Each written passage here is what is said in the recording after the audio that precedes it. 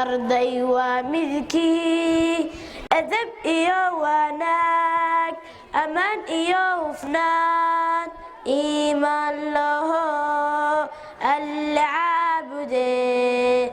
alfurqaana waa kii abaabiyo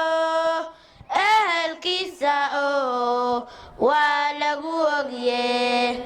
arday waa midkii aabihii dhaliyo umma hooyadii ustaadkiisa iyo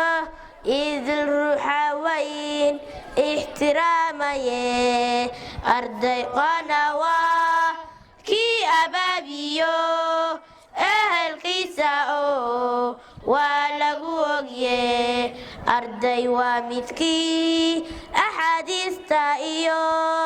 aayadaha quraan akhriyaya oo amarkay faraan oofinaya oo ilaasho ku sugan alfurqaana waa kii abaabiyo ehelkiisa oo waa lagu ogye arday waa midkii ashahata oo salaadaha ilaah ogaya oo soonqaadka idil afka haysta oo anfaciga ka taga alfurqaana waa kii abaabiyo ehelkiisa oo waa lagu ogye arday waa midkii yool u arkiyo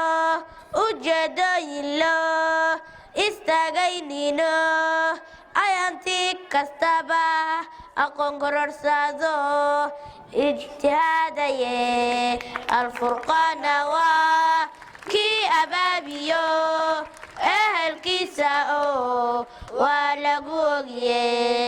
arday waa midkii ordin suqa oo aflaga dacay oronaynino ummada ilaah abyenaynino amaan laga helaa alfurqaana waa kii abaabiyo ehelkiisa oo waa lagu ogye arday waa midkii aabihii dhaliyo umma hooyadii ustaadkiisa iyo idil ruuxa weyn ixtiraamaye alfurqaana waa kii abaabiyo ehelkiisa oo waa lagu ogye